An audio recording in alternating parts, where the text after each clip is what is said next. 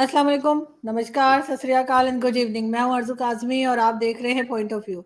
हमें जी जॉइन किया है वसीम अल्ताफ साहब ने, बहुत शुक्रिया सर कि आज आप आए, thank you so much. Thank you आरजू। और सर, बहुत से लोग ये भी समझना चाह रहे हैं कि जो पाकिस्तान लोन लेता जा रहा है, चाहे आईएमएफ का हो, सऊदी अरेबिया का हो या कुछ भी। सऊदी अरेबिया का तो शायद देखने के लिए है, लेकिन जो खर्च करते हैं या लोन लेते हैं, उससे आम आदमी की जिंदगी पे क्या अच्छा या बुरा असर पड़ता है? देखिए, एक तो ये कि जो भी लोन लिया जाता है रियासत की सतह पे हुकूमतें लोन लेती हैं, उनका पॉजिटिव असर भी होता है और नेगेटिव भी होता है। पॉजिटिव ये होता है कि इकोनॉमिक स्टेबिलिटी आ जाती है। जैसे मिसाल के तौर पे अभी ये जो लोन लिया गया है, अभी हमें 1.1 बिलियन डॉलर्स मिले हैं। कुल हमें 3 बिलियन डॉलर्स मिलेंगे 9 मंथ्स में।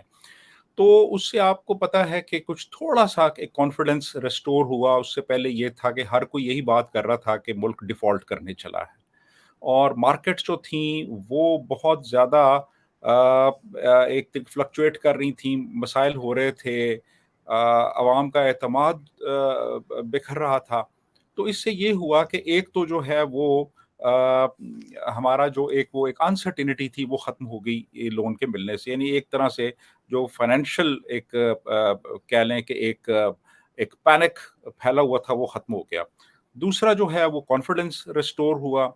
फिर ये हुआ कि इससे लोगों को लोग इन्वेस्टमेंट करने लगे जो कि एज़ सच नहीं हो रही थी। अच्छा, एक तो ये होता है कि इकोनॉमिक स्टेबिलिटी आ जाती है, फिर उसके बाद ये होता है कि फिस्कल रिफॉर्म्स आपको करने पड़ते हैं। मसलन आपको गवर्नमेंट स्पेंडिंग कम करनी पड़ती है, आपको कुछ टैक्सेस लगाने पड़ते हैं, आपको बजटरी जो डिसिप्लिन है उसको आपको बेहतर बनाना होता है। फिर स्ट्रक्चरल रिफॉर्म्स आप करते हैं। आप मिसाल के तौर पे आप डीरेगुलेशन करते हैं, लिबरलाइजेशन करते हैं, बजटरी डिसिप्लिन आप मुल्क के अंदर कायम करते हैं। फिर आपकी जो क्रेडिट वर्दीनेस है वो आपकी इम्प्रूव करती है। यानी मतलब ये है कि अगर आईएमएफ ने दे दिया या आईएमएफ से मिल रहा है तो फिर सऊदीया ने भी पैसे रखवा दिए आपके पास, दुबई ने भी रखवा दिए, तो ये एक क्रेडिट वर्दीनेस आपकी बढ़ जाती है। ये तो है इसके पॉजिटिव फायदे। अच्छा, अब इसके जो है ना वो नेगेटिव भी हैं। मतलब नेगेटिव ये हैं कि ऑस्टेरिटी मेजर्स जब आप लेते हैं तो उससे ये होता है कि बहुत से एरियाज़ में जो गवर्नमेंट स्पेंडिंग है वो उसको कम करना पड़ता है। मसलन हेल्थ में कम कर देते हैं, सोशल सेक्टर में कम कर देते हैं, एजुकेशन में कम कर देते हैं।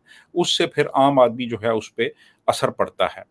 उसके बाद फिर आपने जब अगर डेट की आपने रीपेमेंट करनी है, आपने वापस करना है, तो एक बहुत बड़ा चंक जो है आपके बजट का जो कि प्रोडक्टिवली इस्तेमाल हो सकता है, डेवलपमेंट एरियाज़ में इस्तेमाल हो सकता है, वो सारा वहाँ डेट रीपेमेंट में चला जाता है। तो वो आपको एक बहुत बड़ा उसमें लॉस है। फिर ये है कि आपकी इन्फ्लेशन बढ़ जाती है, अनएम्प्लॉयमेंट बढ़ जाती है मुल्क के अंदर, क्योंकि उससे आप सब्सिडीज़ आपने रिड्यूस कर दी, आपने अपनी करेंसी को डिवैल्यू कर दिया, तो उससे अपने उसके मसाइल हैं। फिर ये है कि सोशल अनरेस्ट बढ़ जाता है। सोशल अनरेस्ट बढ़ता है जब मिसाल के तौर पे आप ये देखें कि लोग अब ज़ाहिर है कि अब 38% पे आपकी इन्फ्लेशन अगर चली जाएगी और लोगों की परचेज़िंग पावर कम हो जाएगी, तो सोशल अनरेस्ट तो बढ़ेगा उससे। तो ये उसका एक और एक इम्पैक्ट होता है। तो इस तरह से बहुत से ये इसके नेगेटिव इम्पैक्ट्स होते हैं। लेकिन एक चीज़ ये है कि जो ऑलरेडी इम्पावरिश्ड इकोनॉमीज़ हैं, जो इम्पावरिश्ड इकोनॉमीज़ हैं जैसे हमारी हैं, वो ये समझ लें कि वक़्ती तौर पे कुछ वक़्त के लिए आपको आईसीयू में डाल दिए और उसके बाद फिर आप आईसीयू में थोड़ी देर पड़े रहे हैं, आप सर्वाइव कर गए हैं, लेकिन वापस आपको जो ही निकाला है तो थोड़ी ही देर के बाद दोबारा फिर आपको आईसीयू में डालना पड़ा है। तो अब ये जो अभी आप ये देखें ना कि 22 अरब डॉलर हमने अगले जून तक हमने डेट रीपेमेंट करनी है। 22 अरब डॉलर्स हमने पे करने हैं जो हमने कर्जे लिए हुए हैं। तो अब ये तो 3 अरब डॉलर मिले आईएमएफ से, तो इनसे तो नहीं होगा ना, आपको मजीद आईएमएफ के प्रोग्राम्स में जाना पड़ेगा और मजीद आपको फिर रेवेन्यू जनरेट करने के लिए मेजर्स लेने पड़ेंगे और बाहर से भी आपको पैसे लेने पड़ेंगे। जी आरजू। लेकिन सर, अब क्या वजह है कि पाकिस्तान में चाहे कोई भी गवर्नमेंट रही हो, चाहे इमरान खान हो, नवाज शरीफ हो या इवन पीपल्स पार्टी हो, कोई भी जो है वो पाकिस्तान की इकोनॉमी को खड़ा नहीं कर सका, इकोनॉमी को बेहतर नहीं कर सके, या उसके ऊपर काम क्यों नहीं हो पाया?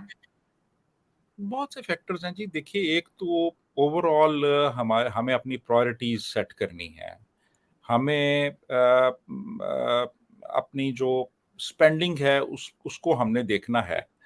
अब आप ये देखिए ना कि हमारा एक बहुत बड़ा चंक जो है हमारे रेवेन्यू का, वो डिफेंस पे चला जाता है और डेट रीपेमेंट पे चला जाता है। तो गवर्नमेंट के पास जो फिस्कल स्पेस है इतनी कम बचती है कि उसमें कोई वो कुछ कर नहीं सकते फिर वो।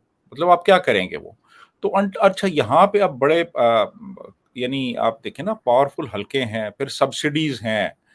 यानी आप ये देखिए कि सब्सिडीज़ आपको देनी पड़ती हैं, फिर आपको डिफेंस को बहुत बड़ी रकम देनी पड़ती है। तो ये सारा कुछ करने के बाद फिर फिस्कल स्पेस इतनी कम मिलती है आपको कि उसमें कोई भी स्ट्रक्चरल चेंज लाना बड़ा मुश्किल हो जाता है। तो ये एक वजह है। तो जिसके लिए फिर आपको कर्ज़े लेने पड़ते हैं, और कर्ज़े आप जितने ज़्यादा लेते चले जाएँगे, उतना फिर आपको वो उसका इंटरेस्ट भी पे करना हुँ, पड़ेगा। तो अब तो यहाँ तक लोग कह रहे हैं कि साल डेढ़ साल के बाद 5500 अरब रुपया आपको सिर्फ इंटरेस्ट, वो जो है हुँ, आप में की मद में आपको देना पड़ेगा, जो आपने अब तक कर्जे लिए हुए हैं। अब अगर 5500 अरब रुपया, यानी 5,500 अरब तो आप इंटरेस्ट पेमेंट में चला गया, 2,500 अरब आपने हुँ, डिफेंस में दे दिया। तो फिर आप आपके पास पीछे क्या बचा फिर? आप हुँ, क्या कहाँ-कहाँ पे आप उसको आप खर्च करेंगे? फिर सब्सिडीज़ आप देते हैं। तो ये हुँ, सारा कुछ जो है, ये तो आपको फिर अब जब तक ये तब्दील नहीं होगा, कोई ऐसी गवर्नमेंट आए जो वाक़ई कोई बड़े स्टेप्स ले, तो फिर हुँ। तब्दीली लाई जा सकती है, अदरवाइज़ तो फिर ऐसे ही चलता रहेगा।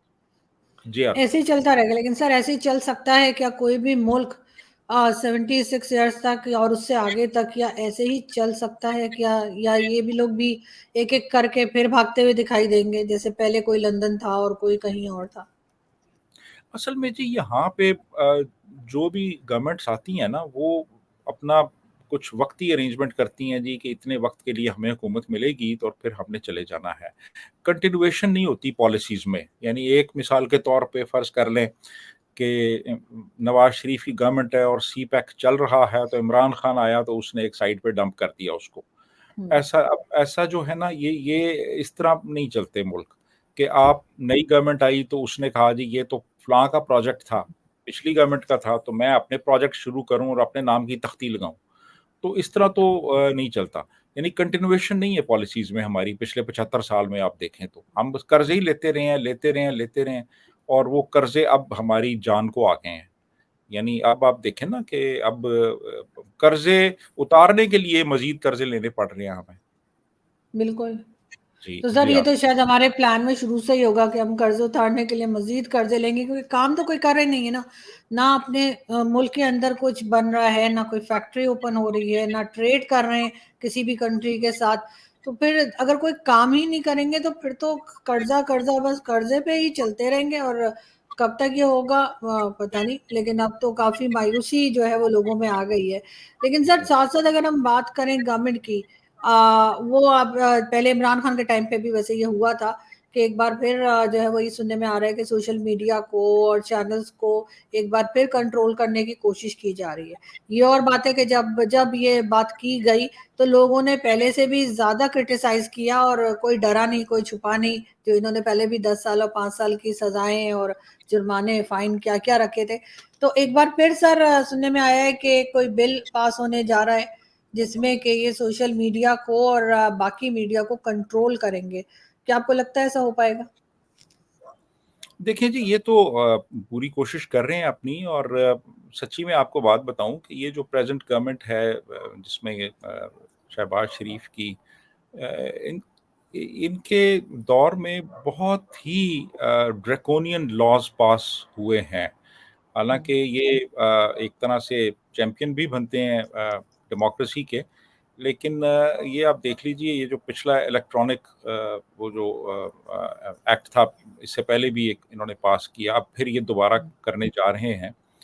तो इसमें कुछ लग रहा है कि ये इनका प्लान ये है कि चूँकि अब जो यूट्यूब चैनल्स हैं, वो हुँ, बहुत ज़्यादा एक पॉपुलैरिटी गेन कर गए हैं और बहुत से लोग अब सिर्फ़ यूट्यूब चैनल्स देखते हैं। जो हुँ, आपके टेलीविज़न के ऊपर मुख्तलिफ़ जो प्रोग्राम्स होते हैं, उनको लोग नहीं देख रहे, क्योंकि वो इतने ज़्यादा वो कंट्रोल्ड होते हैं और इतनी उनमें वो घिसी-पिटी बातें की जाती हैं कि अब वो अपना इंटरेस्ट लोग लूज़ कर गए हैं। अब वो यूट्यूब चैनल्स देखते हैं। तो अब ये इस तरफ आना चाह रहे हैं कि इन चैनल्स को कंट्रोल किया जाए, क्योंकि वो चैनल्स हैं मेन स्ट्रीम मीडिया के, उनको तो कंट्रोल कर सकते हैं ये, मुख्तलिफ़ हुँ, हथकंडों से। लेकिन अब यूट्यूब चैनल्स तो इनके कंट्रोल में नहीं है। तो यहाँ से लोगों को बहुत सी इन्फॉर्मेशन मिल रही है और बहुत हुँ, लोगों को आगाही मिल रही है इनसे। तो अब इस तरफ आ रहे हैं कि इनको भी इनकी रजिस्ट्रेशन की जाए। तो अब मिसाल के तौर पे जो चैनल ज़रा ज़्यादा खुल के बोलते हैं, उनकी नहीं करेंगे रजिस्ट्रेशन। हुँ, तो उसका फिर लोग ये हल निकालेंगे कि वो अपना यूट्यूब चैनल वो पाकिस्तान के बजाय कहीं और पे रजिस्टर करवा हुँ, लेंगे और वहाँ से फिर वो हुँ, ब्रॉडकास्ट करेंगे। तो हल तो हर चीज़ का है। टेक्नोलॉजी को आप डिफीट नहीं कर हुँ, सकते कानून के हुँ, ज़रिए। यानी आप मिसाल के तौर पे कोई भी ऐसा कानून जो कि नहीं बना सकते कि जो टेक्नोलॉजी को पीछे छोड़ दे। टेक्नोलॉजी जब होगी तो फिर ये चलता रहेगा सिलसिला। तो लेकिन बहुत ही मैं समझता हूँ कि ये एक ऐसी चीज़ होगी जो कि गवर्नमेंट की जो अनपॉपुलैरिटी है, उसमें मज़ीद इज़ाफ़ा करेगी। जी मतलब हाँ। ये अपने करतूत ठीक नहीं करेंगे, ये लोगों को बात करने से रोकने की कोशिश करेंगे। सर ये पहले भी कई बार कभी 10 साल की, कभी 5 साल की सज़ा और फ़ाइन और इस किस्म की चीज़ें की गई हैं, जिसमें कहा गया है कि जी इदारों को कुछ ना कहें, उनके बारे में बात ना करें और इस तरह से लेकिन उसका उल्टा असर हुआ। लोगों ने जो 2 बातें कर रहे थे, उन्होंने 10 बातें करनी शुरू कर दी। तो अभी भी आपको लगता है कि क्या पब्लिक इनकी इस बात से डरेगी या रुकेगी? कि जैसे आपने नहीं, कहा कि 100 तरीके हैं इस चीज़ को हैंडल करने के।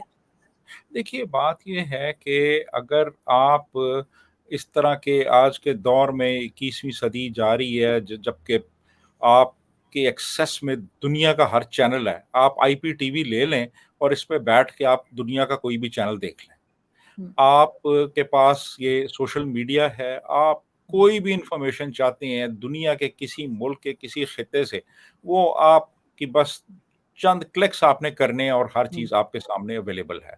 अब इस दौर में अब पता नहीं ये किस ज़माने में रह रहे हैं, ये गारों के दौर में रह रहे हैं, इनको समझ नहीं आ हुँ, रही है, पता नहीं इनको कौन गाइड करता है, इनको कहाँ हुँ। से एडवाइस मिलती है, कौन लोग हैं वो जो इनको कहते हो ऐसे कर दें, ऐसे कर दें, ऐसे कर दें। तो वो जो कहने वाले हैं वो उनका तो फिर ज़ाहिर है कि लेवल आपको पता है कि जो इनको कह रहे हैं जी ऐसे जो इनके एडवाइज़र्स हैं। तो ये बड़ी बुरी तरह फ्लॉप होगा, ये अगर कानून बन भी गया तो वो सिलसिला चलता रहेगा। यूट्यूब बंद नहीं होगा, यूट्यूब चलता रहेगा क्योंकि ये खुद भी बहुत हद तक मोहताज हैं इन सब चीज़ों के। ये खुद भी बिल्कुल। मोहताज। लेकिन सर अगर लोगों ने अपने चैनल्स के ऊपर एड्रेस कहीं और का दे दिया किसी ना किसी का कोई ना कोई रिलेटिव दोस्त कोई ना कोई बाहर रहता ही है दूसरी कंट्रीज में और वहां पे अपने आप को सेट मतलब अपना यूट्यूब चैनल वहां से सेट करवा दिया कि काम बेशक यहाँ से करें लेकिन यहाँ पे थोड़ी बहुत जो भी आती है इनकम क्योंकि लोगों को जॉब ये दे नहीं पा रहे लोगों का घर ये चला नहीं पा रहे अब लोग अगर अपनी मेहनत करके थोड़ा बहुत अपना घर चला पा रहे हैं तो उस पर भी ये रुकावट डालेंगे तो फिर वो जो थोड़ा बहुत पैसा आ रहा है इन चैनल से या सोशल मीडिया से वो भी इनका आना बंद हो जाएगा मैं तो खैर ये एडवाइस करूंगी सब यूट्यूबर्स को कि आप यहाँ पे के बजाय किसी ना किसी दूसरी कंट्री में जो है अपने चैनल को रजिस्टर करा दें क्योंकि इनका कुछ भरोसा नहीं है ये और बात है कि फ्लॉप हो जाएंगे लेकिन ये करेंगे जरूर सर ये माइंडसेट आखिर क्यों है पाकिस्तान में शुरू से पहले इमरान खान थे इमरान खान भी यही चाह रहे थे कि बात ना की जाए ये और बात है कि वो खुद आजकल यूट्यूब पे और सोशल मीडिया पे ही बात करते हैं असल में देखिए बात ये है कि शुरू ही से ना हमारे यहाँ जो डेमोक्रेटिक ट्रेडिशंस हैं वो एस्टैब्लिश नहीं हो सकी। यानी जिन्ना साहब ने भी प्रेफ़र किया कि वो प्राइम मिनिस्टर ना बने, वो गवर्नर जनरल बन जाएँ। गवर्नर जनरल किसी को अकाउंटेबल ही नहीं होता। तो वो गवर्नर जनरल बन गए। उसके बाद जो लोग आए, उनका भी वही वतीरा था कि हम हर चीज़ जो है वो हुक्म दे के तो वो करवा लेंगे और ये प्रोसेस चलता रहा और ये प्रोसेस अभी तक चल रहा है कि इसमें हर काम जो है वो धौंस-धांधली से करने की एक बड़ी स्ट्रॉन्ग हमारे यहाँ ट्रेडिशन है। तो ये जो है ये भी इसी इसी का एक हिस्सा है कि यार हम कोई एक कंसेंसस बिल्ड नहीं करते, हम बस अपना जो हमारे ज़हन में आ रहा है कि ये कर दो, हम ये कर देते हैं। तो वो चूँकि वो ये उस तरह की ट्रेडिशंस हैं नहीं हमारे यहाँ, को कंसेंसस बिल्डिंग की तरफ हमने कभी सोचा ही नहीं कि यार हमने एक कंसेंसस बिल्ड करना है। अब ये जो बिल पास किया गया है, क्या ये बिल या अभी सेनेट ने कर दिया है, तो क्या इस सिलसिले में आपने मीडिया को आपने एतमाद में लिया? क्या आपने सिविल सोसाइटी से ये इश्यू जो है इसको डिस्कस किया? क्या ये बिल पब्लिक में आया? कोई इसके ऊपर कोई डिस्कशन या डिस्कोर्स जनरेट हुआ? कुछ भी नहीं हुआ। वो हमें अखबार से पता चल रहा है जी कि ये बिल पास होने जा रहा है। तो अब ये तो वही माइंडसेट है ना कि वो आप हर चीज़ ताकत के ज़ोर पे आप करवाएँ और ये हमारी हुकूमतें इसी अंदाज़ में सोचती हैं, हमारे हुक्मरान इसी फ्रेम ऑफ माइंड में चीज़ों को रखते हैं। लेकिन ये बुरी तरह फ्लॉप होगा ये। ये जो मेंटालिटी है ना कि ताकत और जब्र से लोगों को हुँ। मजबूर करने की वो के काम करें, ये अब नहीं चलती है। ये अब दुनिया बहुत आगे चली गई है अब। बिल्कुल ऐसा ही है सर, इन्होंने पहले भी एक बार लाए थे इमरान खान के टाइम पे भी, और उस वक़्त भी इनको बिल वापस लेना पड़ा था। तो लेकिन सर आखिर जो हमारी एजेंसीज़ हैं, हमारी फ़ौज है, हमारे पॉलिटिशियंस हैं, वो आपके ख़्याल से अपने आप को सही करने के बजाय लोगों के मुँह बंद करना क्यों चाहते हैं? अगर तो वो सही कर रहे हैं तो फिर उन्हें डरने की क्या ज़रूरत है, और अगर सही नहीं कर रहे तो अपने आप को ठीक कर लें। उसके बजाय पब्लिक को, वो भी मतलब 24 करोड़ लोगों को कैसे ये चुप करा सकते हैं? आखिर ये माइंडसेट इनका क्यों है और ये बदलता क्यों नहीं है? वो देखिए बात ये है कि हमारी जो इस वक़्त सिक्योरिटी एस्टेब्लिशमेंट है, ये अंग्रेज़ के दौर की एक लेगेसी है। अंग्रेज़ के दौर से ही वो ही माइंडसेट आ रहा है। यानी अभी पिछले दिनों एक लेटर मैंने शेयर किया था फ़ेसबुक पे कि जिसमें जिन्ना साहब ने रिक्वेस्ट की थी फ़ौजी अथॉरिटीज़ को कि ये घर मुझे अलॉट कर दें। तो उन्होंने हुँ, रिफ्यूज़ कर दिया था जी कि हम नहीं कर सकते क्योंकि हमें खुद ज़रूरत है। अब गवर्नर जनरल कह रहा है और उसको भी रिफ्यूज़ किया जा रहा है। हुँ, और फिर इन्होंने कश्मीर के अंदर जो वो एक कह लें कि मुहिम जुई करने के लिए वो कमांडर इन चीफ को कहा तो उसने भी एक तरह से वो रिफ्यूज़ कर दिया था। तो कहने का मतलब ये है कि ये हमारी जो एस्टेब्लिशमेंट है ना, ये अपने आप को किसी भी इलेक्टेड गवर्नमेंट के मातहत नहीं समझती, पहली बात ये। और जो फिर पॉलिटिकल गवर्नमेंट्स आती हैं, वो भी कहती हैं यार कि यार किसी तरह हमें हमारा टाइम पूरा हो जाए और टाइम पूरा करने के लिए एस्टेब्लिशमेंट के कहने पे जो कुछ भी हमें करना पड़ रहा है, वो हम कर दें। वो कह रहे हैं जी कि ये आप ज़मीनें दे दें, तो ज़मीनें दे दें। वो कह रहे हैं जी कि आप ये पाबंदियाँ लगा दें, तो पाबंदियाँ लगा देते हैं। वो कह रहे हैं जनाब कि आप कोई इंडिया मुखालिफ बयान दे दें, तो फिर आप बयान दे देते हैं। हुँ। तो ये चीज़ें जो है ना, ये बड़ी अब डीपली इनग्रेन हो चुकी हैं। अब यहाँ पे बस वो प्राइम मिनिस्टर भी कहता है, यार आज का दिन मेरा गुज़र जाए, तो कल देख लेंगे फिर क्या करना है। सर प्राइम मिनिस्टर को तो शायद रोज़ ये लगता है कि शायद कल मुझे ऑफ़िस नहीं आना है। कि जब से ये गवर्नमेंट आई है, या शहबाज शरीफ साहब की यही कहा जा रहा है कि प्राइम मिनिस्टर को शायद रोज़, या पूरी गवर्नमेंट को, पूरे कैबिनेट को रोज़ लगता है कि शायद आज हमारी गवर्नमेंट नहीं रही है। और ये इसी तरीके से बहुत ही एक महदूद एरिया में जो है इनकी हुकूमत है, बाकी तो आप जानते हैं कि क्या हाल है। लेकिन बहरहाल सर देखते हैं कि कहाँ से ये कहाँ पहुँचते हैं, और कुछ बेहतरी करते हैं या पब्लिक रिएक्शन का इंतज़ार करेंगे ये इन सब बातों के लिए। लेकिन बहरहाल ये बिल पास हो या ना हो, लेकिन मुझे नहीं लगता कि पब्लिक इनकी इस चीज़ को एक्सेप्ट करेगी, क्योंकि अब ये इस पोज़ीशन में नहीं रहे, और जैसे आपने भी कहा कि ये बिल्कुल पॉसिबल नहीं है कि सोशल मीडिया को या यूट्यूब को ये जो है इस तरीके से कंट्रोल कर पाएँ। बहुत शुक्रिया सर कि आपने आज जॉइन किया। Thank you. Thank you very much. एक आखिर में मैं एक बात कहना जी, जी। चाहूँगा कि अगर ये इस किस्म के स्टेप्स लेंगे, तो हुँ, इलेक्शंस भी आने वाले हैं। इलेक्शंस बहुत करीब हैं। इसका बहुत एक नेगेटिव इम्पैक्ट होगा। ये हुँ। ड्रैकोनियन मेजर्स का बहुत एक नेगेटिव इम्पैक्ट होगा और अगर ये इस तरह के काम करेंगे तो इनको वोट नहीं मिलेंगे। जी। लेकिन सर आपको लगता है पाकिस्तान में वोटिंग के ज़रिए गवर्नमेंट्स आती हैं? मुझे तो लगता है एस्टेब्लिशमेंट ही लाती है, वरना अभी से हमें पता है कैसे होता कि जरदारी साहब जो हैं वो प्रेसिडेंट बनेंगे और उनके बेटे बिलावल जो है वो फॉरेन मिनिस्टर, और नवाज शरीफ साहब मतलब वो नवाज शरीफ साहब जो है वो प्राइम मिनिस्टर के तौर पे आ रहे हैं। अगर ये सब कुछ पहले से ही पता है तो फिर वोटिंग की अहमियत कितनी रह जाती है आपके ख्याल से? पब्लिक को भी पता है। कह रही हैं आप, ठीक कह रही हैं, ये भी ठीक है आपकी बात, लेकिन स्टिल मेरा मतलब है कि एक पब्लिक हम्म। में जो आपकी एक बहरहाल एक सपोर्ट बेस तो थी ना, हम्म। जो बड़ी बुरी तरह इरोड हो गई है। और वो इसी वजह से इरोड हुई है कि आपने लोगों की जो एस्पिरेशंस थी उनको आपने हम्म। पॉलिसीज में ट्रांसलेट नहीं किया। बिल्कुल तो ऐसा ये ही है। जी यस। बिल्कुल ऐसा ही है, लेकिन सर अच्छे की उम्मीद रखते हैं, और कहीं ना कहीं से आई विश कि इनको कोई अक्ल आए और ये इस किस्म की जो हरकतें करते हैं या बिल लाते हैं वो लाना बंद करें। बहुत शुक्रिया सर कि आपने ज्वाइन किया। Thank you. Thank you. Okay ji.